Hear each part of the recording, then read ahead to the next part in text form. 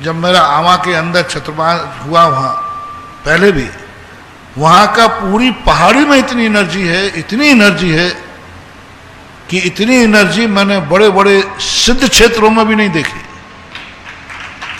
जितनी एनर्जी उस पहाड़ी के अंदर है। और पहाड़ के अंदर ऐसा आमा है, टोंक जिले में सुदर्शन उदय तीर्थ क्षेत्र, शरौली मोड़ से अंदर 13 किलोमीटर अंदर पड़ता है, बिल्कुल अंदर है वो, उसी टेकड़ी के अंदर, उसके अंदर ऐसा ज्यादा अपने पावरफुल एनर्जी है कि बहुत गजब। इस कार्यक्रम के पुण्यार्चक हैं डॉक्टर दिलीप, श्रीमती सुमन बोबरा, पुत्र एवं पुत्रवधू अरविंद प्रवीणा बोबरा, पौत्र नियम निर्वाण, बेटी एवं दामाद सोनल अंकुर संगोई, दोहित्र अनिश केवल, अमेरिका निवासी। पंच परमेष्टि भगवान की जय। आचार्य श्री गुरुवर कुंद कुंद महाराज की जय। आचार्य श्री गुरुवर विद्यासागर महाराज की जय। परम पूज्य निर्यापक श्रवण मुनि श्री सुधा सागर जी महाराज की जय। जय। परम पूज्य महासागर जी महाराज की जय। ललित जी पिंडरामिया बांसवाड़ा वर्धमान मार्बल गुरुवर नमोस्तु। महाराज जी की जिज्ञासा है कि जिस प्रकार नारक के नरक में रहते हैं, देव स्वर्ग में रहते हैं और मध्यलोक में मनुष्य और त्रियंच रहते हैं, वैसे ही नित्य निगोदिया जीव कहाँ पर रहते हैं जिनका कभी भी यहाँ पर आना नहीं होता है? नित्य निगोदिया जीव के संबंध में जैनाचार्यों की 2 प्रकार के मत हैं। एक आचार्य ये मानते हैं कि नित्य निगोदिया भी पूरे 3 लोक में ठठासर भरे हुए, इतर निगोद का स्थान कोई अलग नहीं है और वो पूरे 3 लोक में व्याप्त है। पूज्यवर अकलंक स्वामी श्री राजवार्तिक में कहते हैं कि नित्य निगोद 7वीं पृथ्वी के नीचे एक कलंक कला नाम की पृथ्वी है, वे नित्य निगोद वहीं ही रहते हैं। और नित्य निगोद के संबंध में 2 मान्यताएं हैं।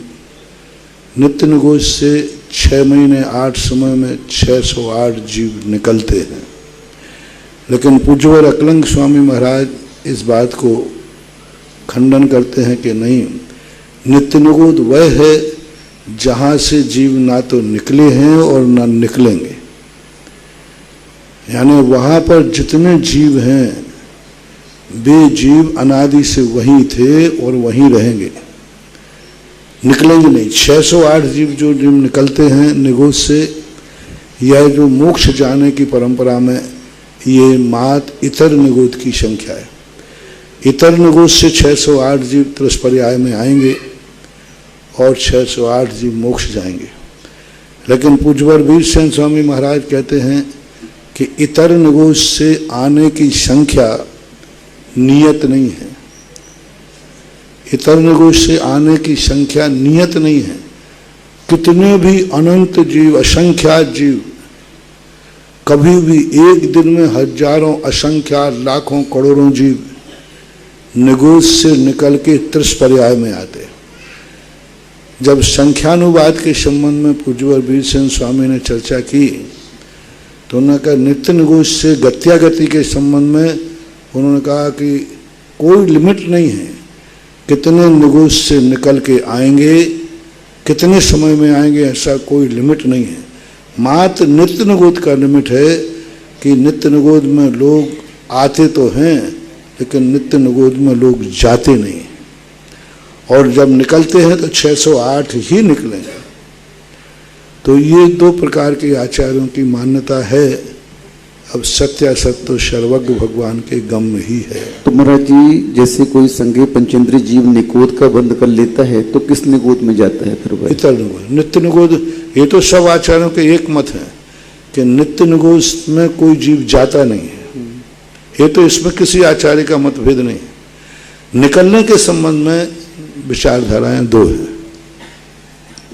श्रीमती नमिता जैन कोटा, गुरुवर नमोस्तु।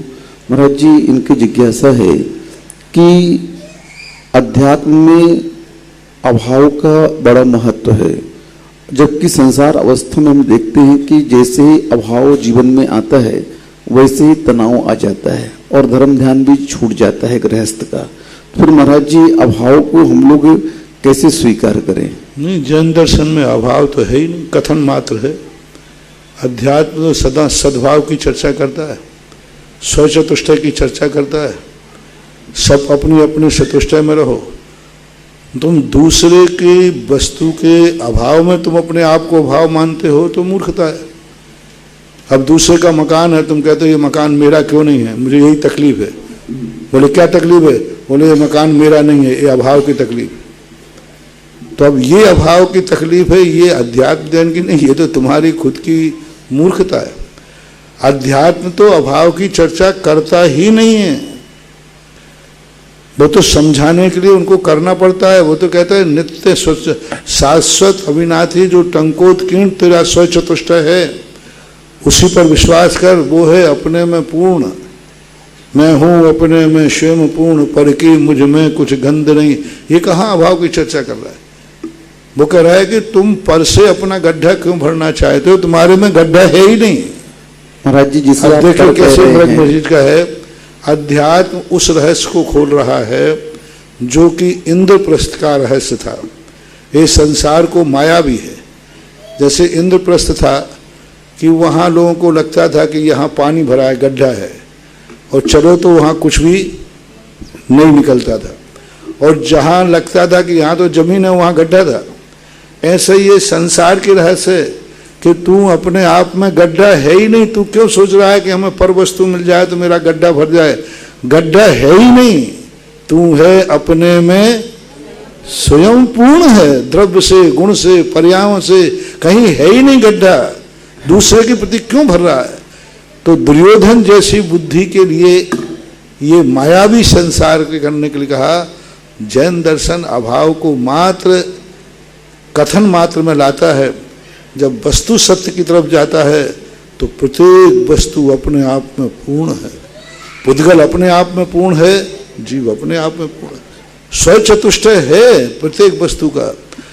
इसी पर वस्तु के संयोग और अभाव की चर्चा को, जो मिथ्या धारणाएं हैं, इसी को तोड़ने के लिए तो उपदेश है। लेकिन महाराज जी वास्तव में देखा जाता है जिसके यहाँ संपन्नता होती है, सब सुविधाएं होती हैं, उसका धर्म ज्ञान अच्छे से चलता रहता है। और अभाव वाला व्यक्ति हमेशा कुछ न कुछ तनाव में धन संपदाएं होती है, सबसे ज्यादा नींद की गोलियां वही खाते हैं। हाँ, सबसे ज्यादा संसार में अमेरिका रहा है ना, और सबसे ज्यादा नींद की गोलियां अमेरिका में बिकती हैं। क्लिंटन आया तो उसने यही कहा कि जब नायला गांव में पहुंचा तो बोले आप लोगों को ऐसे टूटी खाट के ऊपर इस पर नींद आ जाती? बोले सर अभी सो के दिखाऊं? तो वो कहता है अमेरिका में सबसे ज्यादा महंगी कोई चीज है तो नींद। हर व्यक्ति के पास नींद की गोलियां खाना पड़ती है।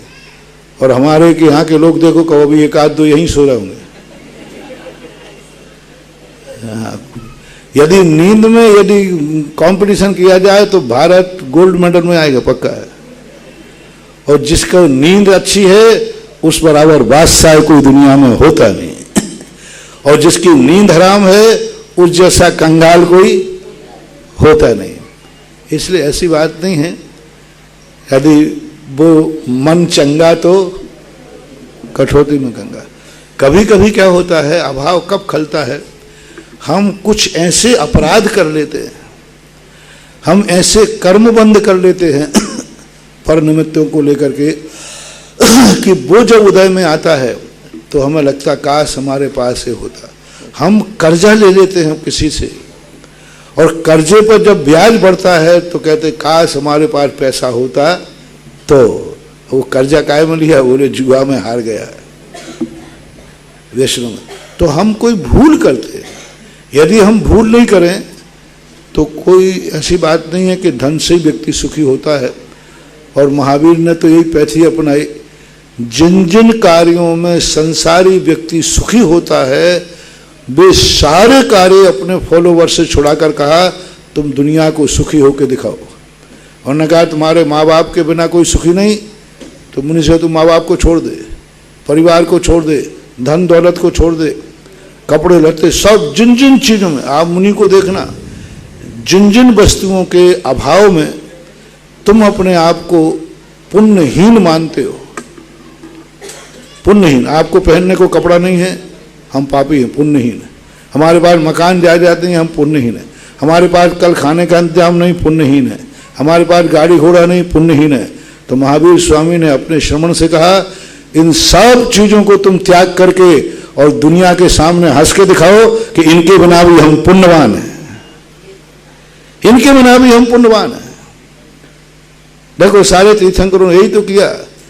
तुम्हारे लिए देखो, यदि तुम देखो तो जिन जिन चीजों से आप लोग अपने आप को दुखी हो करते हो, उन सब चीजों में महावीर ने अपने साधक को कहा, तुम इन सब चीजों के अभाव में तुम सुखी हो।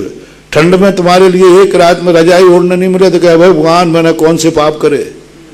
महावीर ने अपने श्रवण से कहा, इस ठंड में तू नदी के किनारे बैठ के दिखा और रोते हुए नहीं, हंसते हुए। अब लोग नदी के किनारे बैठ गए, अब इधर गृहस्थ को रजाई नहीं मिली तो रो रहा है, कर्म ठोक रहा है, मैं पापी हूं, मेरे अंदर कितना अभाव है कि मेरे पास एक रजाई नहीं है। उधर महावीर ने अपने श्रवण को नदी किनारे बैठा दिया, बोले जाके देखो अभाव में भी आनंद है कि नहीं। यहाँ कोई भी गर्मी आ जाए, कोई भी अभाव आ जाए तो देखो किस प्रकार के। तो यदि हम वस्तु तत्व की दृष्टि से देखें तो अभाव की कमी हमारी खुद की भूल है। यदि वो भूल न करें तो मन चंगा तो कठौती में गंगा। डिम्पल जी पठारी, गुरुवर नमोस्तु। महाराज जी, इनकी जिज्ञासा है कि जैन धर्म में इतना कर्कश आचरण क्यों रखा गया, इतने त्याग की बात क्यों रखी गई, जबकि धर्म तो आराम से। अभी वही जवाब दे दिया मैंने, त्याग है ही नहीं। पर वस्तु को हमारे पूज्यवर अमृतचंद सूरी महाराज ने समय सार की आत्मघाती टीका में लिखा यही बात का कि आप इतना तुम्हारा है ही नहीं। एक व्यक्ति कोई चद्दर धोबी के यहाँ से धोखे से लाकर तान के सो गया। अब वो दूसरा व्यक्ति जब वहां पहुंचा तो साहब हमारा चद्दर, अरे साहब वो तो बदला गया।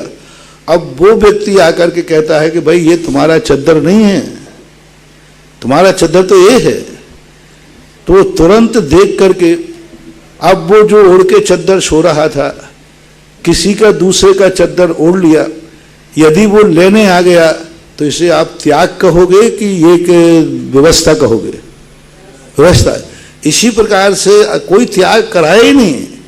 पर वस्तु को तुम अपना मान रहे हो, इस चोरी का, डाकूपने का त्याग करके साधु बनाने का भाव किया कि पर वस्तु को अपना मत मानो। तो जितनी पर वस्तुएं हैं उनको हम अपना मान रहे हैं, और अपना मानने के लिए उन्होंने कोई त्याग नहीं कराया। जो उस त्याग के लिए तो उन्होंने स्पष्ट कह दिया, जो तेरा है वो कभी त्याग हो ही नहीं सकता, वो तो अविनाभावी है। पर को अपना मान रहे हो, उसके लिए तो उपदेश होना ही चाहिए कि तुम दूसरों की वस्तु को अपना मान करके और अपने आप को मान रहे हो।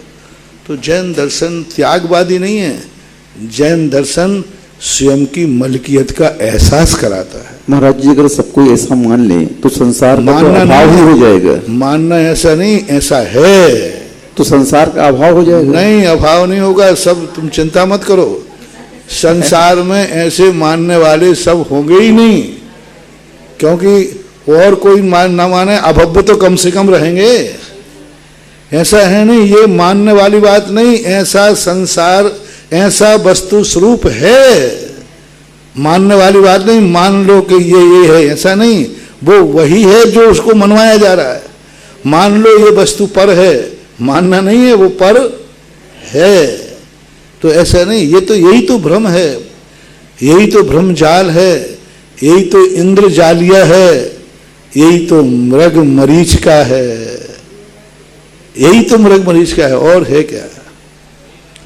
अतिशय जैन मांगरोल, गुरुवर नमोस्तु। महाराज जी पूछ रहे हैं कि तीर्थंकर के सौंदर्य में रूप के और कामदेव के सौंदर्य में क्या अंतर होता है? दोनों में बहुत अंतर है। पर कामदेव का जो सौंदर्य होता है वो राग वर्धक होता है, वो राग पैदा करता है, आकर्षित करता है, इंद्रिय सुख की बहुलता की तरफ प्रेरित करता है। कामदेव को इंद्रिय सुख की चरम सीमा की उपलब्धि होती है, दूसरे लोग भी उसको देखकर इंद्रिय सुख का एक सौंदर्य मानते हैं। और तीर्थंकर का जो सौंदर्य होता है उसको देखकर किसी को राग नहीं आता, उसको देखकर किसी के परिणाम वो राग वर्धक नहीं होता, वह इंद्रिय के विषयों का वर्धन करना। तीर्थंकर को भी अपने सौंदर्य पर राग की तरफ प्रेरित नहीं होते, उनको यह नहीं लगता कि कोई मुझे देखे, आकर्षित करने के लिए नहीं होता। और कोई उनको देख करके भी, पूज्यवर मानतुंग आचार्य महाराज ने तीर्थंकर के सौंदर्य के संबंध बहुत अच्छी बात कही। यही शांत राग रुच भी परमाणु विस्पम निर्मापितस्त्रिभुवनैक ललाम भूत तावंत एव खलु ते प्रणवा पृथिव्याम यत्ते समानमपरम नहीं रूप वस्तु। क्या विशेषता समझे, कितना बढ़िया। यही शांत राग रुच भी, परमाणुओं से जो आपका शरीर बना ऐसा तो दूसरे का है ही नहीं, लेकिन इस शरीर में अतिशय है। यही शांत राग रुच भी, उन परमाणुओं में, इस शरीर में राग की क्या है, शांति है। यही शांत राग है। रुच भी परमाणु विस्तम, दुनिया के सुंदर परमाणु से जब कोई चीज बनती है तो लोगों को क्या उत्पन्न होता है, राग भाव। अपन लोग सब देखें, कोई अपन को सुंदर वस्तु, सुंदर बगीचा, सुंदर फूल, सुंदर पुरुष, सुंदर स्त्री कोई दिखे तो उसके प्रति अपना क्या भाव होता है, आकर्षण, आकर्षण। लेकिन भगवान का सुंदर शरीर देख करके व्यक्ति को राग भाव नहीं होता, बल्कि राग, यही शांत राग रुच भी। इस शब्द के ऊपर तो कितना बड़ा डिस्कशन किया। उसी के परिणाम स्वरूप तो वे कहते हैं कि संसार का कोई भी व्यक्ति भगवान आपको देखता है तो रागी नहीं होता, बल्कि राग छोड़ करके वीतरागी हो जाता है, वीतरागी हो जाता है। नाना प्रकार के देवता देवियां आपको देखती हैं, लेकिन आपको देखकर उनको संसार का वैराग होता है। और भगवान को भी कभी राग उत्पन्न नहीं होता। चित्त वो आया ना उसी भक्तांबर में, मना कपि न विकार मार्गम,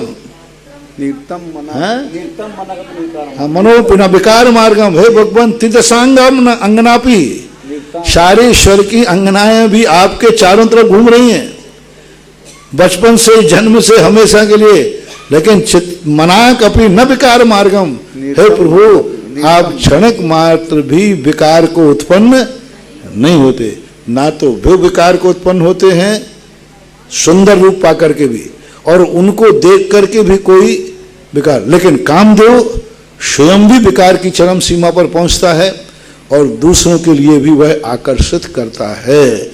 ऐसे कामदेव के संबंध में पूज्यवर जिनसेन स्वामी ने हरिवंश पुराण के अंदर उल्लेख किया कि कामदेव जब निकलता था नगर के अंदर तो सारी स्त्रियां उससे इतनी रागान्वित हो जाती थी कि अनर्थ हो जाता था।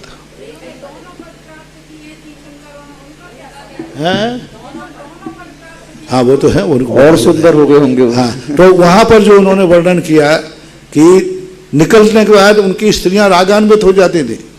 सब राजाओं, फिर प्रजा ने जाके कहा कि पिताजी से कि आपका जो बेटा है ये नगर में घूमने निकलता है तो स्त्रियां जो विकार भाव को प्राप्त होती हैं, अतः इनका पर्यटन बंद किया जाए। हरिवंश पुराण में है। तो उनको राजा ने क्या किया, बहुत बड़ा बगीचा लेकर के और राजकुमार को पाबंदी कर दी। राजकुमार को जो चीज चाहिए है वो यहाँ उपस्थित की जाए, नगर भ्रमण न करें। जब ये पता चला वसुदेव को कि ये इस प्रकार का मेरे लिए बंधन बनाया गया, तो फिर उस बगीचे से भाग करके वो सारे जगत में भ्रमण करते हैं। पूरी कथा हरिवंश पुराण पढ़ने में। अब रही बात कि 3 तीर्थंकर कामदेव हुए, तो कामदेव का पुण्य ज्यादा प्रबल है कि तीर्थंकर? तीर्थंकर का। तीर्थंकर तो हमेशा बंदेद को पारणम कौच है। तीर्थंकर के परमाणु ज्यादा प्रभावकारी हैं, कामदेव का पुण्य 0 पावर है, तो तीर्थंकर का पुण्य हैलोजन है। तो वहां तीर्थंकर के पुण्य की वर्णनाएं जो प्राप्त हुई हैं उनके सामने कामदेव कहां लगता है। कामदेव का पुण्य तो मात्र एक सांसारिक पुण्य है। संसार में सबसे बड़ी पुण्य प्रकृति कौन सी है? तीर्थंकर। तो तीर्थंकर प्रकृति के पुण्य के प्रभाव से जो कामदेव के जो परमाणु का स्वरूप था वो तीर्थंकरों ने के परमाणु ने दबा दिया और वो तीर्थंकर इस प्रकार बन गए। ऐसे बने थे। राजेंद्र जैन मेरठ गुरुवर नमोस्तु। और दूसरी बात है, ये 3-3 पदों पर बैठना ये हुंडा और शर्मी का दोष है, गुण नहीं है।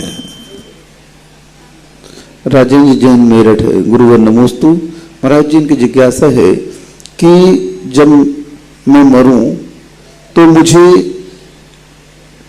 सिद्ध क्षेत्र हो मिले, सामने दिगंबर साधु हो और मैं समायिक में लीन हूं, अपनी आत्मा में लीन हूं, ऐसी इनकी भावना है मरण के समय। तो इस प्रकार की भावना मेरी कब पूरी हो सकती है? ये तो अभ्यास की बातें हैं। बार बार हमारे मन में ऐसे परिणाम बनते हैं मंदिरों में जाने का। ये जो मंदिर में बाहर नियम दिया जाता है, क्यों? कि मैं मंदिर के बिना भोजन नहीं करूँगा, मैं मंदिर के बिना कोई कार्य नहीं करूँगा, भगवान के दर्शन के बिना नहीं करूँगा। ये सब नियम धीरे धीरे ऐसे संस्कार डालते हैं। कर्म कहता है जिंदगी में जब इसने बिना मंदिर के नहीं रहा तो मरते समय इसका मंदिर में मरण कराओ कि भगवान के दर्शन करते हुए मरे, यदि पवित्र भावना से किया। क्योंकि स्पष्ट जाकी रही भावना जैसी, शो देखी मूरत तिन तैसी। यदि अंतरंग परिणामों से है, मैंने आज सुबह दीवान जी की बात सुनाई थी। दीवान जी ने एक परिणाम किया था कि हे भगवान, जो पूजपाल स्वामी की भक्ति वो पढ़ा करते थे, तो पूजपाल भक्ति स्वामी में आया है, गुरु मूले यति निचते चैत्य सिद्धांत वादि सदघोषे मम भवतु जन्म मरणे सन समन्वितम मरणम। तो वहां पर जो बात आई तो मुनि महाराज तो समय थे नहीं, तो वो हमेशा अपनी मूर्ति जो थी कहते हे भगवान, जब भी मेरे प्राण निकले तेरे सामने निकले। जब उनको फांसी की सजा घोषित की गई तो उनसे अंतिम इच्छा पूछी गई कि अंतिम इच्छा क्या है? बोले मेरी कोई इच्छा नहीं, मुझे अपने भगवान के दर्शन करके ही मुझे फांसी के फंदे पर ले जाए।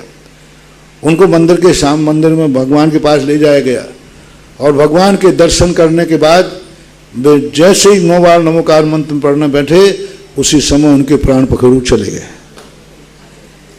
अब फांसी की सजा बोलने पर यदि फांसी के कुछ समय पहले मर जाता है तो बहुत बड़ा अपराध की स्थिति बनती है। तो अब तहलका मच गया कि वो तो पहले ही मर गए। तो अंग्रेजों का राज्य था, उन्होंने बोले ये तो बेहोश हुए हैं, उनको जबरदस्ती फांसी के फंदे पर लटा करके कानून की पूर्ति गई, लेकिन उनका मरण तो वहीं हो गया, भगवान के सामने हुआ। अब देखो ये कहलाती है भावना। यदि सच्ची लगन होती है तो ये होता है। तो यदि ऐसी समाधि चाहिए तो निरंतर हमारे लिए अभ्यास संस्कार पालना पड़ेगा। शिवी जैन महरोनी गुरुवर नमोस्तु। महाराज जी, की जिज्ञासा है कि किसी भी मंदिर के मूल नायक का चयन किस आधार पर किया जाता है? मूल नायक का चयन अपनी श्रद्धा भक्ति पर अथवा ज्योतिष के अनुसार भी होता है इनका, क्योंकि हर भगवान का जन्म कोई ना कोई नक्षत्र में हुआ ही है। तो गांव की राशि, उस व्यक्ति की राशि, उस मंदिर की राशि, उस भूमि की राशि, सब उसके सारे वास्तुओं के आधार पर कौन से मुखी मंदिर है। और क्योंकि हर दिशा का अलग अलग स्वामी होता है, हर दिशा का अलग अलग नक्षत्र होता है, उसके ज्योतिष के आधार पर भी निर्णय किया जाता है। सामान्यतः भक्तों की श्रद्धा के ऊपर निर्णय किया जाता है कि हम इन सब 24 भगवानों में से सब बैठ कर देंगे, किसी एक को नेता चुनना है। नेता कोई अलग से चुन करके आता है कि सांसदों को मिलकर के फिर नेता बनता है? भारत देश में बताओ, सांसद के माध्यम। तो फिर इसी प्रकार सब 24 तीर्थंकर हैं, फिर सारे विधायक मिलकर के मुख्यमंत्री का चयन कर लेते। इसी प्रकार 24 भगवानों में सब समाज बैठ करके एक भगवान को मूल नायक घोषित कर देती है, तो वह मूल नायक कहलाते। निर्मला जी जैन बड़ौत गुरुवर नमोस्तु। महाराज जी, की जिज्ञासा है कि जो 48 दीपों से हम लोग रिद्धि भक्तांबर जी का पाठ करते हैं, तो हमारे यहाँ भैया जी बोलते हैं कि काले वस्त्र पहन करके अनुष्ठान नहीं करना चाहिए। तो महाराज जी, काले वस्त्र को इतना दोष युक्त तो क्यों माना जाता है कि अनुष्ठान में? काला वस्त्र एक देखो, एक रंग के भी कोई ना कोई पैथी है, रंगों का प्रभाव पड़ता है। और इसलिए आप चूंकि ग्रस्त जो है कुछ ना कुछ इष्ट चाहता है, और काला वस्त्र जो है एनर्जी को शोषण करता है। काला वस्त्र जितना काला रहेगा क्रूरता आएगी, मन भी काला होगा और परिणाम उसके रंग के प्रभाव पड़ते हैं। कलर पैथी एक बहुत बड़ी पैथी है, प्रत्येक अक्षरों के कलर हैं, रंग हैं। इसलिए काला वस्त्र जो है भौतिक दृष्टि से भी, वैज्ञानिक दृष्टि से भी, सभी दृष्टियों से डॉक्टरों के लिए काला वस्त्र पहन करके क्यों नहीं ऑपरेशन किया जाता, और वकील काला कोट क्यों पहनता है? क्योंकि वो काला पीला करता रहता है। और डॉक्टर जो है वाइट कपड़े पहनता है, तो कलर का एक प्रभाव पड़ता है। इसलिए काले कलर को धार्मिक अनुष्ठानों में, क्योंकि आपका धार्मिक अनुष्ठान है शुभ के लिए, शगुन के लिए, तो शुभ और शगुन जब करना होता है तो इन कलरों पर विचार करना चाहिए। वृत्ति श्रावका किरण जैन अमर पाटन गुरुवर नमोस्तु। महाराज जी की जिज्ञासा है कि अरहंत भगवान की वंदना 100 इंद्रों के माध्यम से होती है, तो उसमें से सूर्य और चंद्र को भी इंद्र के रूप में रखा गया है, तो ये किस रूप में वहां आकर के भगवान की आराधना करते हैं, सूर्य और चंद्र? एक संग्रहणे की अपेक्षा से कथन है, इंद्र सदवद्दी आणम आदि। अब इनके इंद्रों की कल्पना जो है, जो चर्चा जो है, उनके लिए अलग है। भ्रमणालय 40, विंत्रा होंति 32, कप्पा मर 24, चंदो सूरो नरो त्रियो। तो इस प्रकार की ये गाथा आई है, त्रिलोक सार के अंतर गाथा है। तो इस गाथा के संबंध में अपन यही मान लेना कि चंद्रमा तो इतने हैं, असंख्यात चंद्रमा हैं, असंख्यात सूर्य हैं, उन सबको एक जाति मान ली गई। त्रियंच भी, शेर भी एक नहीं है, हजारों तरह शेर है। और नर में भी एक लिया है। एक साथ एक पूरे 2.5 द्वीप में 170 चक्रवर्ती हो सकते हैं एक साथ। 170 तीर्थंकर, 170 चक्रवर्ती, 170 नारायण, 170 प्रतिनारायण, बलभद्र, यानी 170 एक साथ 2.5 द्वीप, तो भी उनको सबको एक रूप में गढ़ दिया। ये बात अलग है कि एक तीर्थंकर के काल में एक स्थान पर एक चक्रवर्ती ही होगा, 2 चक्रवर्ती नहीं हो सकते। तो ये संग्रह की अपेक्षा से कह लीजिए। बाकी सौदा जो ज्योतिषमान के देवता भी, ज्योतिषों की सभा है महाराज जी। जो 63 सलाह का पुरुष होते हैं, तो क्या तीर्थंकर के काल में पूरे के पूरे एक साथ उपस्थित हो सकते हैं क्या? नहीं, कभी नहीं। जैसे अल चक्री नारायण, कई तीर्थंकरों काल में चक्रवर्ती एक भी 63 सलाह का पुरुष नहीं हुए। हाँ, कई तीर्थंकरों काल में 8-8, 10-10 तीर्थंकर हो सकते हैं क्या एक साथ ऐसा कि उनके समय में नहीं, नारायण भी हो, नारायण भी हो, चक्रवर्ती भी हो, कामदेव भी हो? नहीं हो सकते। चक्रवर्ती एक ही होगा।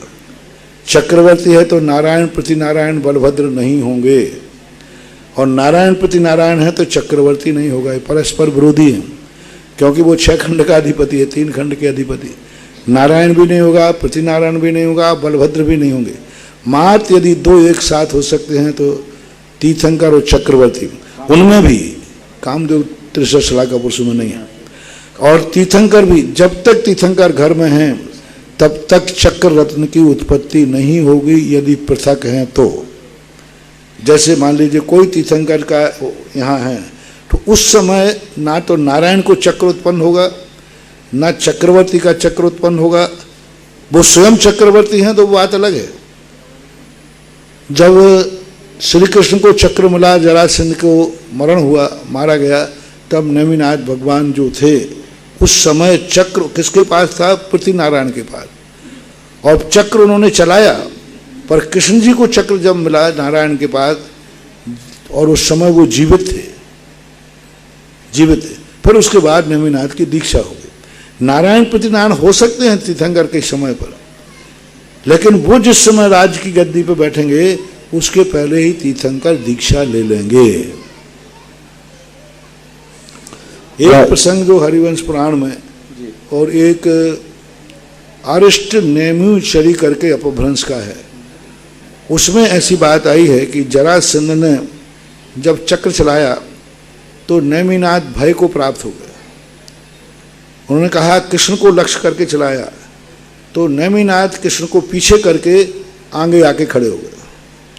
तो चक्र ने 3 प्रदक्षिणा दोनों की लगा करके और कृष्ण जी के अंगुल में आ गया। उसके बाद का वर्णन किस रूप में नारायण ने फिर विजय प्राप्त की, पर ये विशेष रूप से वहाँ प्रासंगिक नहीं किया गया। फिर नेमिनाथ ने उसके बाद दीक्षा ले ली। ऐसा राजीव जैन अमर पाटन गुरुवर नमोस्तु। महाराज जी की जिज्ञासा है कि देवों और नारकियों को अवधि ज्ञान होता है, तो क्या वे अपने अवधि ज्ञान के माध्यम से अपने भाव के बारे में जान जाते हैं कि अगला भाव मुझे ये मिलने वाला है? क्यों नहीं जानते? उनका जघन भाव तो होते ही है। अतीत भावों को जानते हैं, भावी भावों को जानते हैं, जान सकते हैं। वर्तमान में जब वो लगाएंगे उनका क्षेत्र सीमित होता है, लेकिन भवों की अपेक्षा वो अपने भवांतर को जानते हैं। नारकी भी जानते, देव भी जानते। रंजना जैन दोसा गुरुवर नमोस्तु। महाराज जी की जिज्ञासा है कि एक इंद्रियों में जल का एक की उत्कृष्ट आयु अवधि ज्ञान से जान करके ही तो वो बैर को बढ़ावा देते हैं। अवधि ज्ञान से जान करके ये मेरी आंख फोड़ रही थी, माँ थी, ये फोड़ रहा था, तो अवधि ज्ञान से तो जानते हैं। नहीं, अगले आने वाले भाव को। हाँ, तो वो आगे आने वाले जब अतीत को जान रहे हैं तो भविष्य भी जान रहे हैं, क्योंकि कोई भी ज्ञान जो होता है अवधि ज्ञान मना परिज्ञान बराबर जानता है। जितना अतीत है उतना ही भविष्य। रंजना जैन दोसा गुरुवर ये पूछ रही है महाराज जी की जल कायिक की आयु 17,000 है, अग्नि कायिक की 3 दिन है और वायु कायिक की 3,000 वर्ष है और वनस्पति की 10,000 वर्ष है, तो इसे हम कैसे समझेंगे वायु कायु वगैरह की आयु है उनकी? आपको क्या समझना है? आप नहीं पकड़ पाओगे कौन सा वायु का जीव 3,000 वर्ष हो गए। आप नहीं पकड़ पाओगे कौन से पेड़ को 10,000 वर्ष हो गए। आप नहीं पकड़ पाओगे कौन से पृथ्वी काय को 22,000 वर्ष हो गए। आप नहीं पकड़ पाओगे कि अग्नि का जो 3 दिन कहा ना, ये जघन है, उत्कृष्ट 7 दिन है। जघन से 3 दिन है, 3 दिन की बात है। जघन तो अंतर्मुहूर्ति है, लेकिन 3 दिन और 7 दिन का 2 मिलते हैं उसका। संजय मीना जैन आधार ताल जबलपुर गुरुवर नमोस्तु। महाराज जी ये पूछ रहे हैं कि नमस्कार के बारे में कि कई लोग घुटने के बल बैठ करके नमस्कार करते हैं भगवान को, कई लोग अष्टांग होकर के नमस्कार करते हैं, तो नमस्कार की वास्तविक शुद्ध प्रक्रिया क्या है? वास्तविक सही नमस्कार भद्र नमस्कार गवासन है। साष्टांग नमस्कार भद्र नहीं है। जैनाचार्यों ने साष्टांग नमस्कार को, वैसे जो गवासन नमस्कार है यह 8 अंगों को झुका देता है। 8 अंग प्राय जमीन पर लगाए जा सकते हैं। सीना और पेट नहीं लगता जमीन पे, लेकिन गवासन ही भद्र आसन माना गया है। अष्टांग आदि आसनों में थोड़ी अभद्रता रहती है। मुनियों के लिए भी स्पष्ट रूप से गवासन का ही उल्लेख मिला है, लेकिन साष्टांग की चर्चाएं तो हैं, शास्त्रों में है चर्चाएं, लेकिन जैन दर्शन में इसका प्रयोग कम है। अन्य दर्शनकारों ने साष्टांग का प्रयोग विशेष किया है। जिज्ञासा समाधान प्रतिपादक निर्यापक श्रमण मुनिपुंग श्री सुधासागर जी महाराज के चरणों में जिनवाणी व सुधा कलश के दर्शकों द्वारा बारंबार नमोस्तु नमोस्तु नमोस्तु। आज विश्व की अलौकिक मनोज्ञ सौंदर्य से परिपूर्ण प्रतिमा बड़े बाबा चांदखेड़ी के बड़े बाबा की शांतिधारा का सौभाग्य श्री पारस जी, अभय, शीतल, मंजू देवी, पुष्पा, मधुबाला, मयूर जी, मनीष, मुकेश, विवान, वर्षुका, निकिता, सुनीता, रेखा, लुआड़िया परिवार बेगू ने प्राप्त किया। और दूसरा सौभाग्य प्राप्त किया श्री आलोक, पायल, शौर्य, कनिष्का जी दिल्ली ने। और तीसरा सौभाग्य प्राप्त किया श्री रघुवर प्रसाद, महेंद्र, विद्या, प्रतिभा छतरपुर वालों ने। पहली जिज्ञासा के लिए श्री CA दुलारेश जैन मुंबई और दूसरी तरफ से किरण जैन बड़ौदा तैयार है। महाराज श्री के चरणों में त्रिकाल नमोस्तु नमोस्तु नमोस्तु। महाराज जी मेरी जिज्ञासा है कि जो इस जन्म में पाप करने की जो प्रवृत्ति होती है वो पूर्व उपार्जित कर्मों की वजह से होती है या इस जन्म के पुरुषार्थ की कभी की वजह से होती है? बदनीयत से होती है। कर्म से ही यदि पाप कराए तो अनादिकाल से व्यक्ति ने पाप ही किए, तो फिर नए पाप भी करेगा। पाप पर परिणाम बदनीयत से होता है। वत नियत को यदि सदनियत में बदल दे तो पाप कर्म का उदय आता भी है तो भी वह बहुत कुछ सीमा तक संभाला जा सकता है। नमोस्तु। श्री किरण जी जैन बरोड़ा, उनके पश्चात आनंद जैन बुढ़ार तैयार है।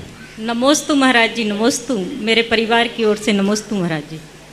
महाराज जी, मेरी शंका यह है कि अनंत चौदस के दिन बांसपूज भगवान का मोक्ष कल्याणक था, तो उस दिन पूजा करते करते मेरे भाव हुए कि मुझे पंच कल्याणक के व्रत करना है 24 तीर्थंकर भगवान के, और मैंने ले लिए। तो फिर कुछ लोगों ने कहा कि ऐसे थोड़ी व्रत करते हैं बीच से शुरू, आदिनाथ भगवान के गर्भ कल्याणक से शुरू करना चाहिए। तो महाराज जी, मेरी शंका यह है कि पंच कल्याणक के व्रत कब शुरू कर सकते हैं? कभी भी शुरू, किसी भी तीर्थंकर से आप शुरू कर सकते हैं। ठीक है, वो एक क्रम है कि आदिनाथ भगवान से करेंगे तो क्रम बना रहेगा, लेकिन ऐसी बात नहीं है। आदिनाथ भगवान का गर्भ कल्याणक जब पड़ेगा उसमें साल भर निकल जाएगी। धर्म कार्य में एक नियम बनाया जाता है उत्सर्ग मार्ग का, कि ठीक है यदि आदिनाथ भगवान का है तो और अच्छा है, लेकिन नहीं है तो जब भाव हो तब शुरू कर दो, ऐसा कोई बात नहीं। नमोस्तु महाराज जी। आनंद जी जैन बुढ़ार, उनके पश्चात आराध्य जैन कोटा से तैयार। महाराज श्री, हमारी जिज्ञासा ये है कि अपन पूजा करते, पूजा करने के बाद अर्घ चढ़ाते कि महामोक्ष फल प्राप्त है, अर्घम पांति स्वाहा या महामोंधकार विनाशनाय, ये बोलना चाहिए नहीं? महामोंधकार विनाशनाय पूजा के बाद ये अर्घ चढ़ाते वो अंधकार विनाशना है तो बहुत लोग करते हैं महामोंधकार विनाशनाय, कोई बात बोल सकते हैं। महा और विशेषता मोह के रूप को महा लगा दिया, कोई दोष नहीं। आराध्य जैन कोटा, और इनके पश्चात श्री मनोज जी जैन बरोड़ा तैयार है। नमोस्तु महाराज जी, मेरा प्रश्न ये है, हम लोग अभी शिखर जी की यात्रा पे जाने वाले हैं, तो हमें टोक पे दर्शन करते हुए क्या भाव भाना चाहिए? सबसे पहले तो यही भाव आना चाहिए, नीचे से जब जाओ तो ऐसा भाव करना चाहिए कि हमें रास्ते में बीच में जब तक मैं नीचे लौट के नहीं आऊँ तब तक मुझे खाने पीने का भाव ना है। रास्ते में सबसे बड़ा त्याग आज के समय का, और वहाँ ऊपर जाकर के गंदगी करने का, लघुशंका जाने का, थूकने का आदि का भाव नहीं होना चाहिए। और अब तो और ज़्यादा नियम हो गया, क्योंकि वहाँ इतने रास्ते में पानी शिकंजी वो यूं यूं घोंटते हैं, यूं तो अच्छे अच्छे लोगों को नहीं प्यास लगी हो तो भी, तो वहाँ अपने आप के मन को कंट्रोल करना बहुत बड़ी चीज़ है। हम लोगों ने जब 1983 में वंदना की तो आचार्य श्री ने सबसे पहले कहा कमंडल सब शीतल नाले के यहाँ रख दो। तो हम लोगों ने कहा कोई एक कमंडल तो ले लें, कोई ज़रूरत पड़े तो। बोले इसलिए तो रखवा रहा हूँ कि कमंडल होगा तो तुम लोगों के लिए भाव आ ही जाएगा, और कमंडल होगा नहीं तो आप अपने आप लघु शंका रोकोगे ही रोकोगे, क्यों कमंडल नहीं है। और कोई स्पष्ट मना कर दिया था, कोई पहाड़ पे थूकेगा नहीं, कोई पहाड़ पे लघु शंका नहीं जाएगा, क्योंकि यहाँ के कण कण सिद्ध भूमि है। और कमंडल शीतल नाले पर रखते थे और लौट के वहाँ आते थे। 6:45 बजे जाते थे, ठीक 11:15 बजे समोषण मंदिर में लौट के आ जाते थे।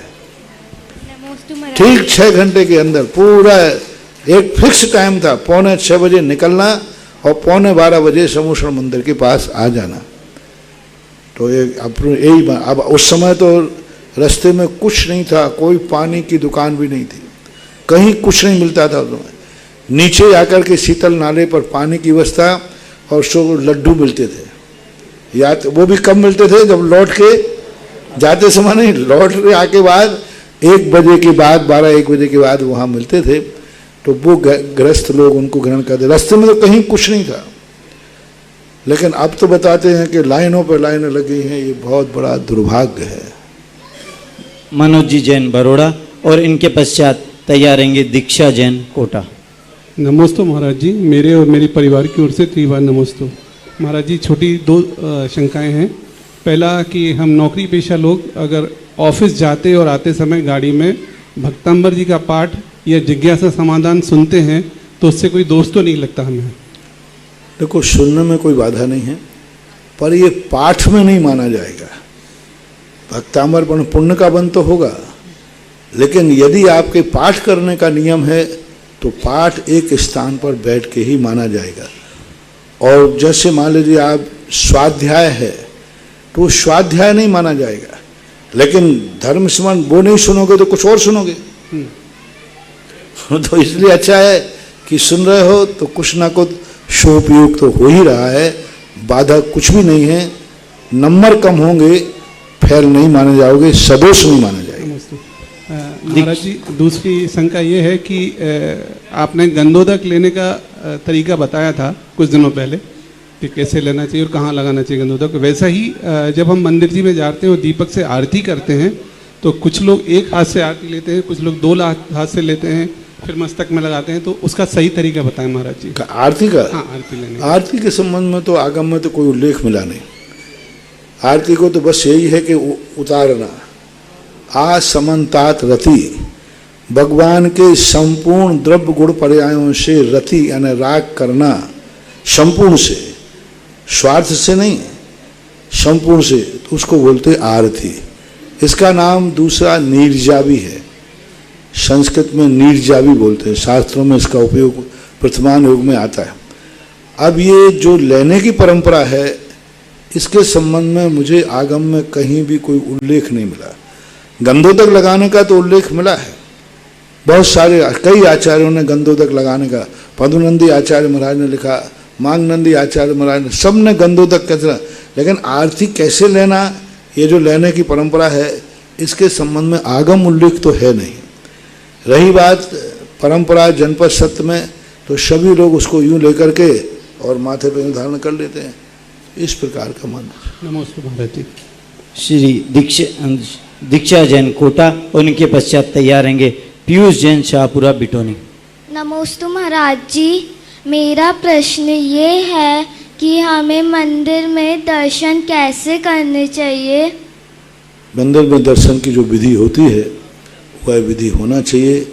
प्रवेश करते ही सबसे पहले दूर से यदि मंदिर दिखता है तो जहाँ से मंदिर दिखता है वहाँ से नमस्कार करना चाहिए। 9 देवताओं में एक चैत्यालय भी आता है, और यदि नहीं दिखता है तो जब अपन मंदिर के दरवाजे पर प्रवेश करते हैं तो प्रवेश करने के पहले आपको मस्तक झुका करके या देरी के लिए छू करके प्रवेश करना चाहिए आप गृहस्थ लोग। और मस्तक झुका के करते हैं, मंदिर के दरवाजे प्रवेश करते हैं नमस्कार, तो ये चैत्यालय की वंदना कहलाती है। तो सबसे पहले 9 देवताओं में कहो, 9 देवता हमारे यहाँ वंदनीय है, पंच परमेष्टि, जिन धर्म, जिनागम, जिन चैत्र और जिन चैत्यालय। तो ये चैत्यालय की वंदना, चैत्यालय को अर्घ वगैरह नहीं चढ़ाना, चैत्यालय की वंदना करके सम्मान करके जाना चाहिए। और अंदर जब प्रवेश करते ही ओम जय देव जय देव जय देव, निश्चयी निश्चयी निश्चयी, नमोस्तु नमोस्तु नमोस्तु, फिर आप नमोर्हंताणम आदि पढ़ के, मंगल पाठ पढ़ के और वेदी पे जाके एक नमस्कार करना चाहिए। नमस्कार करने के बाद भगवान जो मूल नायक हैं उन भगवान का कुछ ना कुछ स्तुति स्तोत्र बोलना चाहिए। कुछ नहीं आता है तो उन भगवान की जय बोल देना चाहिए। फिर एक नमस्कार करना चाहिए। फिर जो और वेदी पर जो भगवान बैठे हैं उनको लक्ष्य करके 24 भगवानों की स्तुति पढ़ना चाहिए। 24 भगवानों की स्तुति नहीं आती है तो 24 भगवानों के नाम बोलकर उनकी जय बोल देना चाहिए। फिर कायोश्वर करना चाहिए, फिर नमस्कार करना चाहिए। ये जो विधि है ये दर्शन विधि पूज्यवर वीरसेन स्वामी महाराज ने कृति कर्म के अंतर्गत दी है। तो ये हुई दर्शन विधि। लेकिन जैन श्रावकों के लिए दर्शन विधि का कहीं उल्लेख नहीं मिला। दर्शन विधि हम मुनियों के लिए है, लेकिन आप लोगों के लिए दर्शन विधि कहीं नहीं मिली। पूरे शास्त्रों में जितने श्रावकाचार्य देखे कहीं भी श्रावकों को दर्शन विधि नहीं मिली। दर्शन तुम लोगों के लिए पूजा विधि मिली। दर्शन जैन श्रावक दर्शन के लिए करने का मात्र त्रियंशों को पशुओं को, उन पापियों को जो मन भगवान को छू नहीं सकते, पूजा नहीं कर सकते, उन कोड़ी कुष्ठियों को, इनके लिए दर्शन विधि बात कही गई।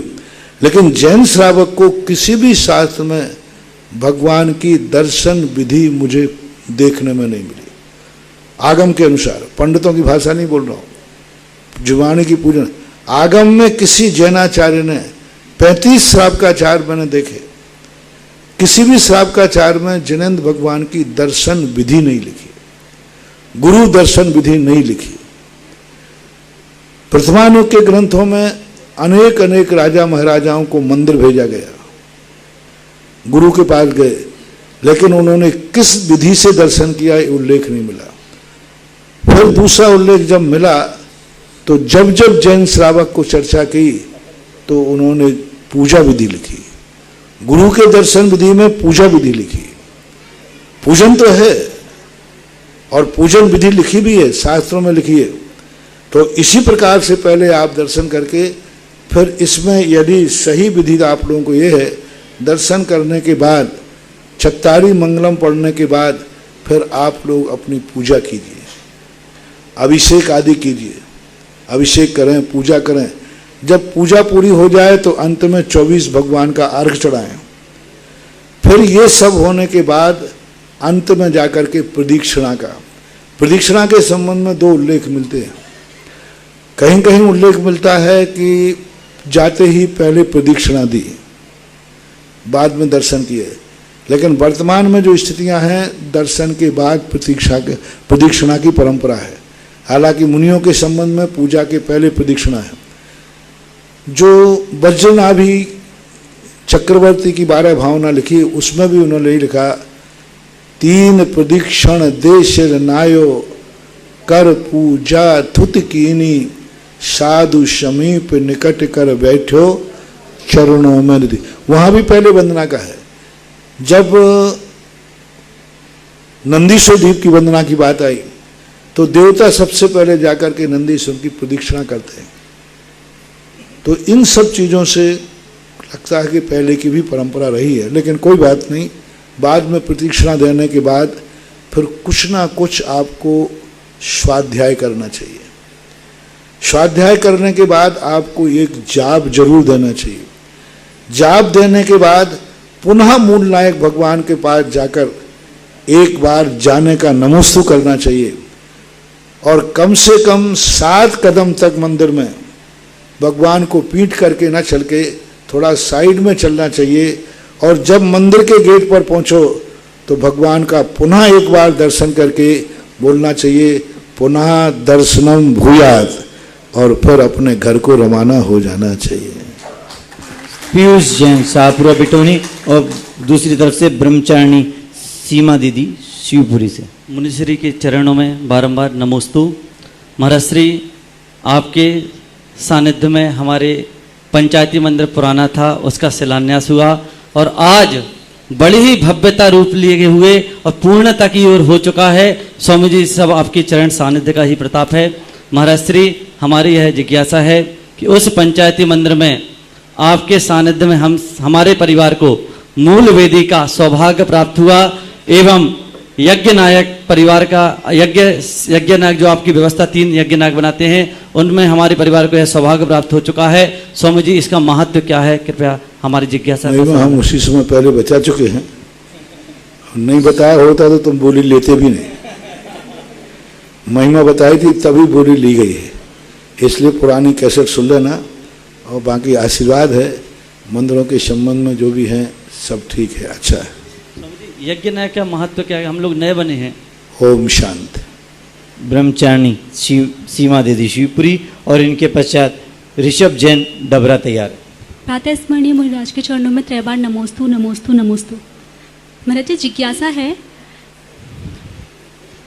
कि तीर्थंकर प्रकृति के बंध के लिए केवली भगवान के पादमूल की आवश्यकता होती है और साथ में दर्शन, विशुद्धि भावना और 16 कारण भावना, अन्य भावना भानी होती हैं। तो जिज्ञासा यह है महाराज जी कि केवली भगवान के पादमूल में अरहत भक्ति भावना तो भाई जा सकती है, लेकिन वहाँ पर आचार्य भक्ति भावना, साधु समाधि भावना, शक्ति त्याग, ये जो भावनाएं हैं, ये वहाँ कैसे घटित होती हैं? भावना है, क्रिया रूप नहीं है। वहाँ वैयावृत्ति करना नहीं है, वैयावृत्ति की भावना है। वहाँ आचार्य की भक्ति करना नहीं है, हम सदा आचार्यों की आज्ञा का पालन करें। ऐसा तीव्र भाव आ जाए कि मैं सदा आचार्यों की आज्ञा का पालन करें। हे भगवान, आपके पास जो सुन के जा रहा हूँ, बाद में आने वाले जो हमारे गुरु आचार्य हैं उनकी हम सदा आज्ञा का पालन करें। उपाध्याय परमेष्ठी आदि मिलें तो इनसे हमें सदा ज्ञान की प्राप्ति हो, हम ज्ञान प्राप्त करें। साधु समाधि हम जब भी बने तो साधु बन करके समाधि पूर्वक हमारा मरण हो, साधुचर्या हमारे जीवन में आवे और साधुओं की हम भक्ति करें। तो समोषण के अंदर जो 16 भावना है, ये भावना शब्द दिया गया है। यदि क्रिया रूप होती तो आचार्य भक्ति नहीं करना, वहाँ कृति कर्म नहीं है, ये कृति कर्म नहीं है, वहाँ आचार्य भक्ति नहीं पढ़ना। आज भगवान के सामने बैठ करके अब हमारा शाम के आचार्य भक्ति का समय हो गया, नहीं, शुद्ध भक्ति नहीं पढ़ना वहाँ, साधु समाधि योग भक्ति नहीं पढ़ना वहाँ। वहाँ उनके जैसे बनने का या उनके प्रति भक्ति भाव का जो भावना आती है, उस भावना रूप से वहाँ भावना भाते हैं। शुद्ध तीर्थंकर प्रकृति का बंधु। अवीक्षण ज्ञान उपयोग का अर्थ क्या? वहाँ पढ़ने बैठ जाना। अवीक्षण ज्ञान उपयोग का अर्थ है कि ये भावना बढ़ना कि हे भगवान, मैं सदा ज्ञान प्राप्त कर रहा हूँ, जो आपने उपदेश दिया है यह मेरे ज्ञान में सदा चिंतन में बना रहे, यह ज्ञान मैं सदा कभी भूलूं नहीं, निरंतर मुझे आपका दिया हुआ ज्ञान प्राप्त हो, मैं अभीक्षण ज्ञान उपयोगी बनूं, ऐसी भावना भाई जाती। महाराज जी, इसी संबंध में जिज्ञासा है कि केवली भगवान के पादमूल से अर्थ जो है वो 12 सभाओं से है या फिर 8 भूमियों को भी लगा सकते हैं? नहीं, केवली भगवान की जो 12 सभाएं श्री मंडप के अंदर, श्री मंडप के पहले पादमूल नहीं माना जाता है। श्री मंडप के अंदर प्रवेश करते, क्योंकि जो कोटे पर कोटे बने हैं उनके बाद स्तूप बने हुए हैं, उन स्तूपों में जो शुद्ध केवली आदि हैं वे उपदेश देते हैं। यदि वहाँ शुद्ध केवली के पादमूल में बैठे हैं तो भी आप बन सकते हैं, लेकिन तीर्थंकर का पादमूल तो जब भी माना जाता है जब वो श्री मंडप में प्रवेश करता है 12 सभाओं में। मूल नायक अतिशयकारी आदिनाथ भगवान के मंदिर के विस्तार का कार्य गुरुदेव के आशीर्वाद से चल रहा है।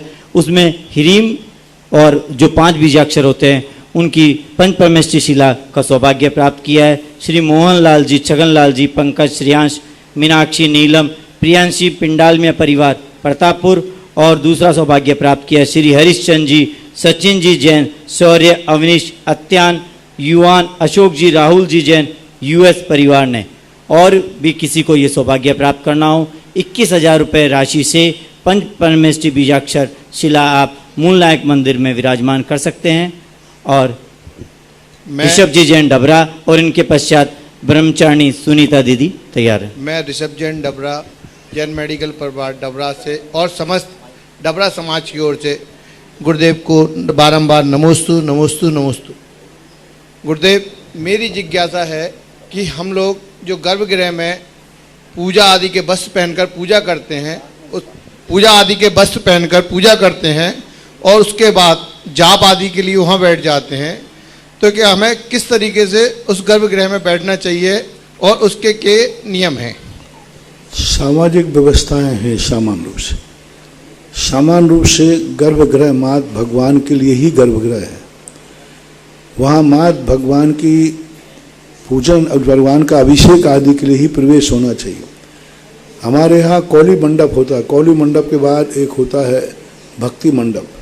उस भक्ति मंडप में ही पूजा पाठ का उल्लेख है। कृत्रिम चैत्यालयों में, गर्भालय में जाकर के कोई पूजा पाठ नहीं करता। गर्भालय के बाहर एक मंडप होता है, उस मंडप में से भगवान की पूजन भक्ति का उल्लेख मिलता है।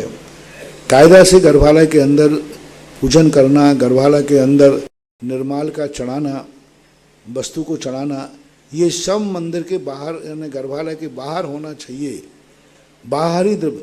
क्योंकि गर्भालय बिना चढ़ी थाली ले जाना तो ठीक है, लेकिन वहाँ गर्भालय में निर्माल की थाली भी रखना, क्योंकि तुम वहाँ चढ़ाओगे भी, तो वो एक नकारात्मक ऊर्जा का कारण बनता है। इसलिए मंडप, गर्भगृह, मंडप के बाद, गर्भगृह के बाद होती है कौली, कौली के बाद संख्यावर्त जो उमरा बोलते उसे, उसके बाद शंखावटी होती है। शंखावटी के बाद आप टेबल लगा करके पूजा पाठ करें, वो ही पूजा पाठ का स्थान होता है। और फिर होती है साल। तो जो चाल बनाया जाता है चारों तरफ, जैसे बरांडा बनते हैं, उसको साल बोलते हैं। वहाँ पर दर्शन दीर्घा मानी जाती है। दर्शन दीर्घा यानी वहाँ से लोग जो शुद्ध नहीं हैं वो साल में बैठ करके भगवान का दर्शन करें, भगवान को देखें, कार्यक्रम को देखें। लेकिन पूजा के लिए ये स्थान युक्त है सामान्य रूप से। गुरुदेव, इस संबंध में एक चीज होती कि गर्भगृह में सफाई आदि के लिए पुजारी पूजा के वस्त्रों में रहना चाहिए या माली आदि से सफाई कराना चाहिए? वो तो मैं तो पक्ष में ही नहीं हूँ। अशुद्ध वस्त्रों से जब तुम किसी को प्रवेश नहीं करने दे रहे हो तो माली का प्रवेश का सवाल ही नहीं है।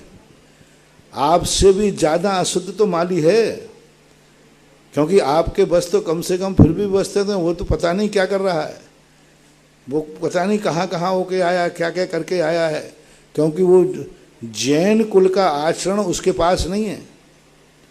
और जैन कुल का आचरण ही नहीं है तो जब जैनी को ही अशुद्ध वस्त्रों में प्रवेश नहीं करने दे रहे तो माली को तो प्रवेश करने देना ही नहीं चाहिए।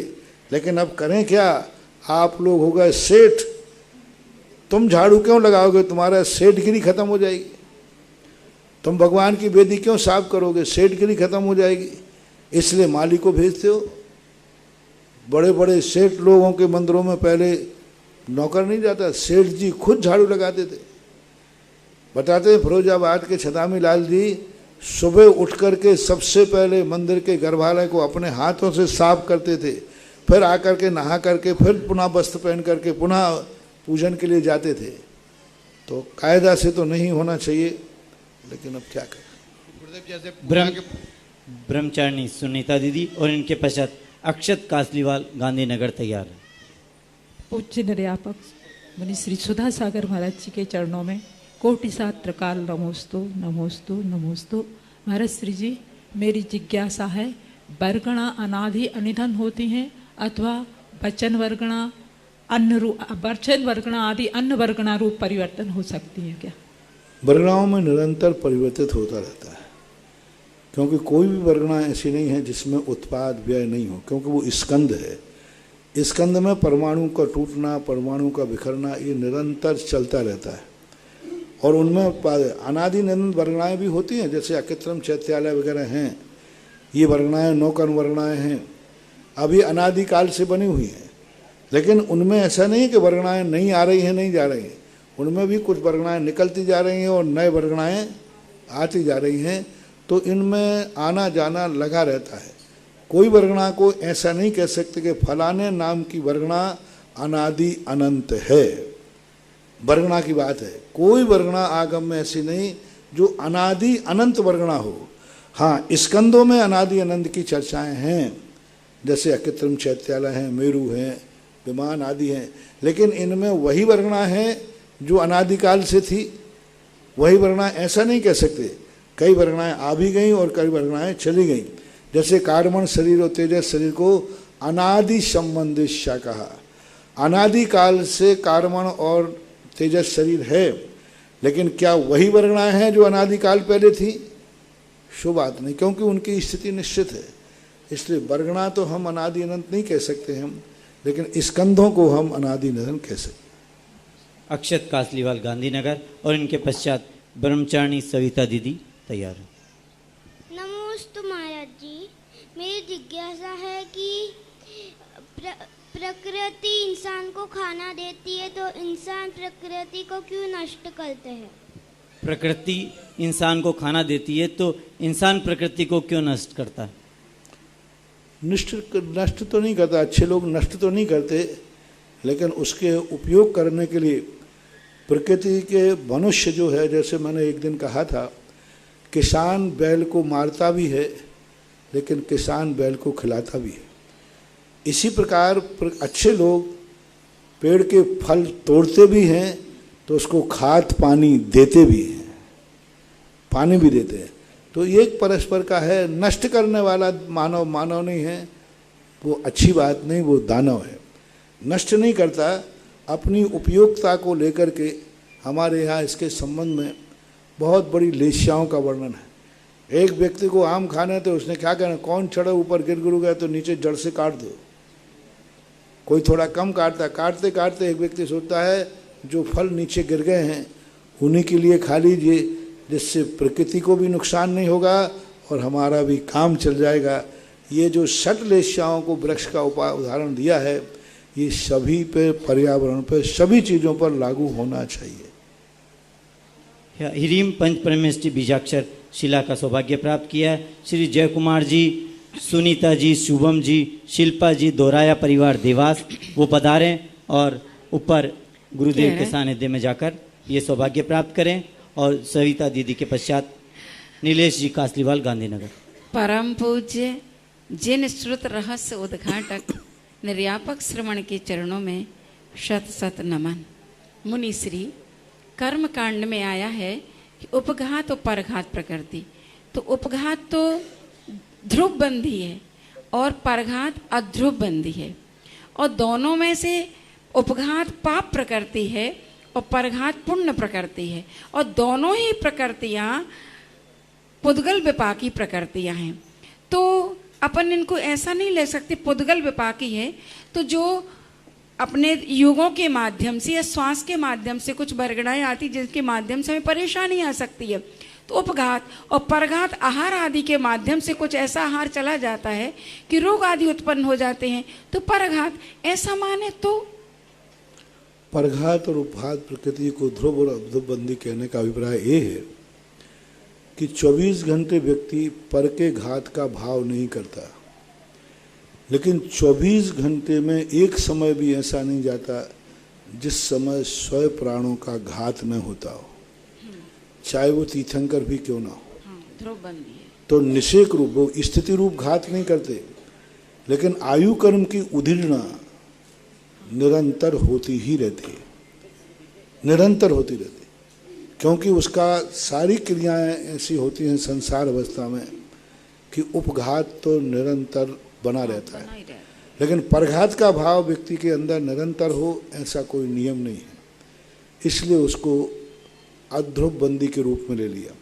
पुद्गल विपाकी का जहाँ तक सवाल है, क्योंकि इसका जो घात है पुद्गल का ही घात होता है, जीव का घात ना तो स्वयं का होता है ना पर का होता है, इसलिए अब आहार आदि के समय भी जो परिणय कर रहा है उसमें भी अपना संरक्षण भी होता है और घात भी होता है, क्योंकि आहार आदि करने से हमारे जीवन में आयु कर्म की उदीर्णा, नशा आता है, निद्रा में बढ़ावा मिलता है।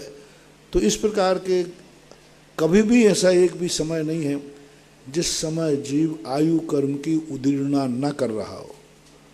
प्रत्येक जीव, बस इतना फर्क है, तीर्थंकर निषेक उदीर्णा करते हैं और जनरल आदमी स्थिति उदीर्णा भी करता है। तो आयु कर्म के उदीर्णा का निमित्त निरंतर होने के कारण से आयु प्राण का जो स्थिति क्षय होती है अनुभाग और स्थिति की अपेक्षा, इस अपेक्षा से उसको निरंतर मान, लेकिन है वो पुद्गल विपाकी है। तो परघात इस तरीके से मान सकते हैं, मतलब कोई पर का घात करे ऐसा ही नहीं, लेकिन अपने भोजन के माध्यम से अपन स्वीकार कर सकते हैं, क्योंकि कर्म प्रकृति है ये, नो कर्म प्रकृति नहीं है।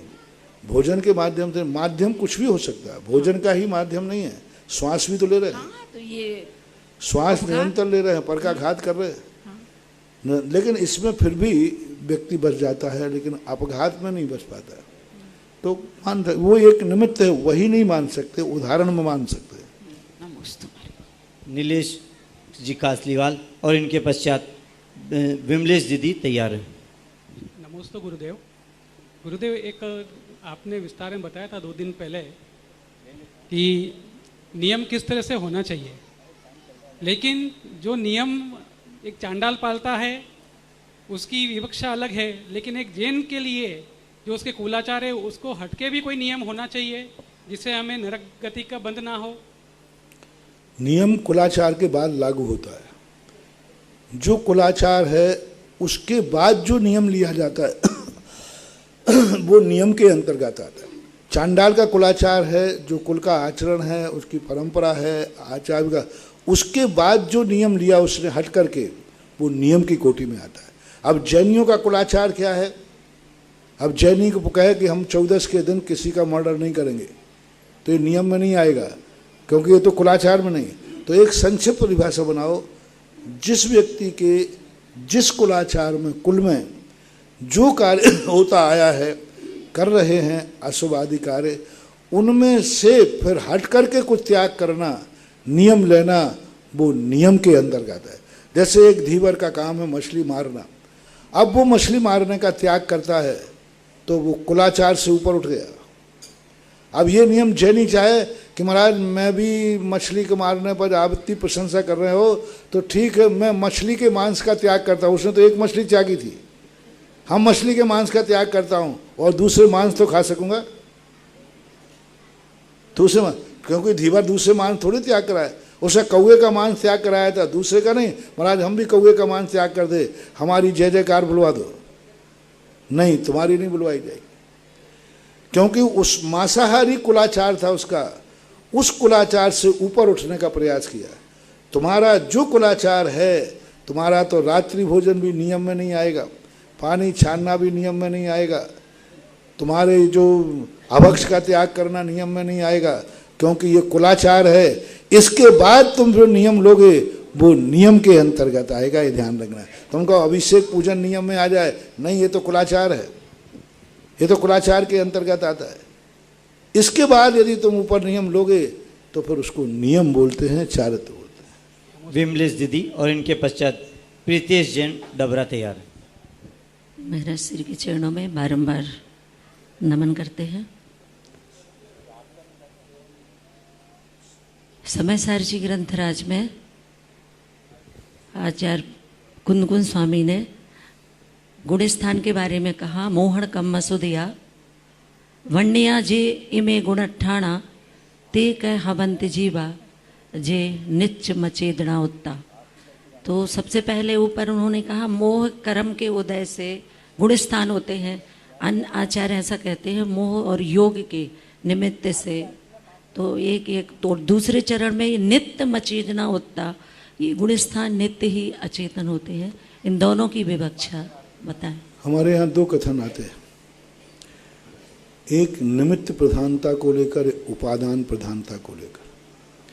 अध्यात्म ग्रंथ कुछ भी अच्छा बुरा हो सब उपादान के ऊपर थोपता है, निमित्त कुछ नहीं करता, निमित्त कुछ कर नहीं सकता, हमारा उपादान ही सब कुछ है। तो जब उपादान की विवक्षा में आते हैं तो ये गुण स्थान आदि ये सब अचेतन कर्म वर्णाओं से, क्योंकि मोह कर्म का उदय और योग का उदय, तो योग भी पौद्गलिक है और मोहिनी कर्म भी पौद्गलिक है। तो इन दोनों के उदय से जो गुणस्थान बनते हैं तो वो कहते हैं जिस निमित्त से उत्पन्न होते हैं वह उसी निमित्त पर आरोपित कर दिया जाता है। जैसे एक माँ 9 महीने तक गर्भ में बालक को पालती है, लेकिन बालक जन्म लेने के बाद माँ का गोत्र चलता है या पिता का? क्यों? क्योंकि निमित्त प्रधानता है। यहाँ पिता की निमित्त की प्रधानता है, किसने जन्म दिया, किसने पाला, किसने उसका दूध पिलाया, किसका भोजन किया उसने, वो नहीं। निमित्त क्या बना? घड़ा मिट्टी का है लेकिन कुमार का घड़ा, ये लकड़ी का पाटा बनता है, खाती बनाता है, लेकिन नाम सेठ जी का डलता है, पाटा सेठ जी का है। तो ये जो परंपराएं आती हैं तो उपादान प्रधानता जब बनती है तो वो कहते नहीं, निमित्त के ऊपर ही ये सब आरोप करो। किसके निमित्त से बना है? बाड़ई ने बनाया पक्का है, लेकिन बनवाया किसने? निमित्त के सेठ ने बनवाया। अध्यात्म ग्रंथ कहता है जिसने बनवाया है, जिसके निमित्त से परिणाम हुए हैं, ये उसी के परिणाम हैं, मेरे परिणाम हो ही नहीं सकते। पर प्रत्यय रूप है, नित्य मचेदना, अचेतन ही है क्योंकि पुद्गल है। लेकिन जब कर्म सिद्धांत में जाओगे तो वो कहता नहीं, निमित्त ने कार्य कब किया है? जब उपादान ने उसका सहयोग दिया है। देखो बंद के क्षेत्र में आगम ग्रंथों में कहीं भी योग की चर्चा नहीं है। साधारणतः जहाँ भी है जघन्य उपयोग बंद का कारण है, उपयोग बंद का कारण है, और कर्म सिद्धांत में योग बंद का कारण है। तो ये कथन की विवक्षाएं हैं। सत्य ये है कि जीव परिणाम हेतु पुग्गल कम्मतम परिणम दी, पुग्गल कम निमित्तम तहेव जीवो भी परिणमति। जो जितने निमित्त नैमित्तिक संबंध हैं ये दोनों के हैं। अनेकांत दृष्टि से देखा जाए तो जितने नए हैं उतने प्रमाण हैं, और जितने प्रमाण हैं उतने नए हैं। प्रातःकाल चर्चा कर रहे थे तत्वार्थ और स्वयंभू स्त्रोत। तो इसी प्रकार ऐसा मानना है। इनको एकांत नहीं मानना, इसको ये मानना कि अध्यात्म ग्रंथ की भाषा है। सत्य क्या है? सत्य संसार अवस्था में निमित्त नैमित्तिक परिणति ही सत्य है, कि एक दूसरे के निमित्त हैं, संयोगज भाव हैं। लेकिन अध्यात्म कहता है मैं संयोगज भाव को नहीं मानता हूँ, क्योंकि वो नए को पकड़ता है। हमें शुद्ध चाहिए, हमें तो शुद्ध वस्तु से मतलब है। शुद्ध बताओ ये किसके हैं? तो निमित्त के हैं, इसलिए ऐसा विवक्षण। और मोह कर्म के उदय से ही गुणस्थान कहा है। योग मोह कर्म, मोह और योग की परिणति का नाम नहीं, वहां पर योग नहीं लिखा। मोहन कम्मस उद्या तो वन्याजे इमे गुणठाणा। हाँ, वो योग नहीं लिखा, बहुमत रूप से कह दिया, क्योंकि गुणस्थान मोह कर्म के और मोह वहाँ जो पूज्यवर कुंदकुंद स्वामी का विषय है वो त्रिकाली है, कारणकारी की अपेक्षा है। 10वें गुणस्थान तक मोह कर्म के उदय से गुणस्थान बनते हैं, और 11वां 12वां 13वां 14वां गुणस्थान मोह कर्म के किए हुए कर्मों से बनते हैं। वे जो कर्म बंधे हैं वो कृष्ण बांधे थे मोहिनी कर्म में। तो कारणकारी की विवक्षा में है, यहाँ उदय की अपेक्षा है, वहाँ मोह तो नहीं है लेकिन मोह का कार्य है। यानी जो 4 गुणस्थान हैं उनमें शरीर नाम कर्म आदि जो मोह अवस्था में बंधे थे, उन मोह अवस्थाओं का कार्य वहाँ मौजूद होने से उपचार से 13वें 14वें गुणस्थान भी मोह कर्म के ही हैं। मोह कर्म के द्वारा बांधे हुए कर्मों ने उन 4 गुणस्थानों को बांधा है। यदि मोहिनी कर्म के बंध का सारे कर्म यहीं झड़ जाते तो गुणस्थान बचते ही नहीं। इस अपेक्षा से मोहिनी कर्म की प्रधानता पूज्यवर ने कही। प्रीतेश जी जैन डबरा और इनके पश्चात श्रीमती विभा जैन शाहपुरा बिटोनी। मैं प्रकाश चंद जी जैन एडवोकेट डबरा परिवार से मुनिश्री के चरणों में बारंबार नमोस्तु करता हूँ। मुनिश्री, मेरा प्रश्न है, कल्पद्रुम महामंडल विधान में आरिका माता जी, गणनी माता जी की जो पूजन है वो करनी चाहिए नहीं करनी चाहिए? गणनी माता जी की पूजन। श्रीमती विभा जी जैन शाहपुरा देखो, बिटोनी। ये प्रश्न के लिए आपकी दृष्टि में कुछ बातें ऐसी होती जो कही नहीं जाती, देखी जाती। आचार्य विद्यासागर महाराज आपकी दृष्टि में क्या है? अच्छे हैं कि बुरे? ज्येष्ठ हैं कि श्रेष्ठ हैं कि नहीं? अति श्रेष्ठ है महाराज जी, सर्वश्रेष्ठ। श्रेष्ठ हैं, सर्वश्रेष्ठ है महाराज जी। वो जो करेंगे सही करेंगे। बिल्कुल महाराज जी। तो फिर क्यों कहलवा रहे हो? 350 आरिकाओं को देख के आ जाओ ना क्या हो रहा है। जब वो सत्य हैं तो उनके किया हुआ कार्य भी सत्य है।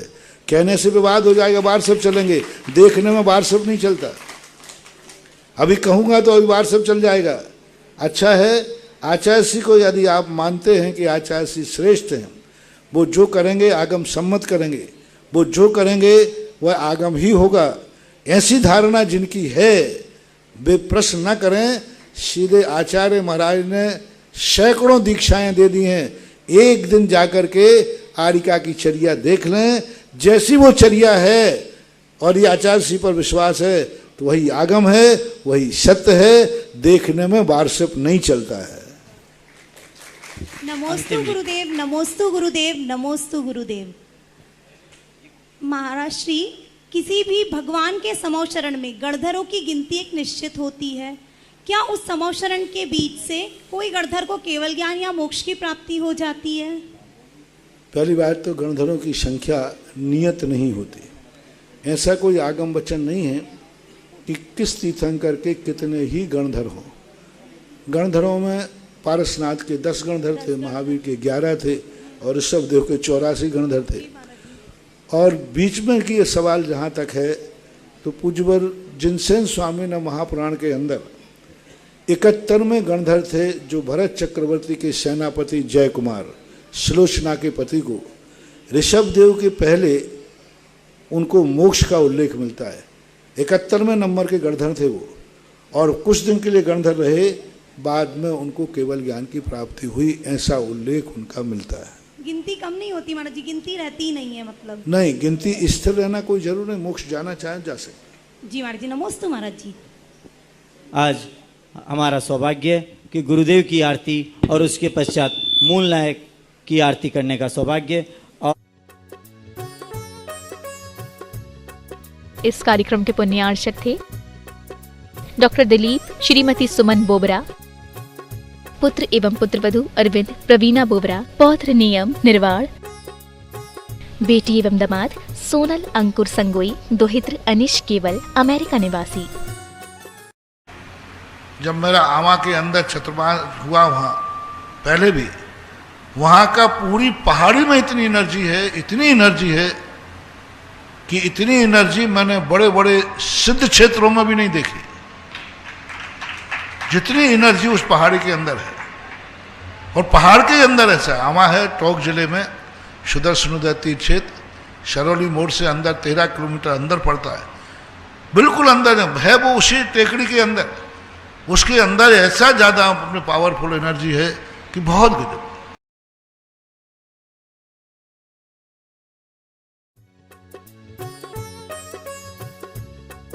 इस कार्यक्रम के पुण्यार्चक थे डॉक्टर दिलीप, श्रीमती सुमन बोबरा, पुत्र एवं पुत्रवधू अरविंद, प्रवीणा बोबरा, पौत्र नियम निर्वाण, बेटी एवं दामाद सोनल अंकुर संगोई, दोहित्र अनिश केवल, अमेरिका निवासी।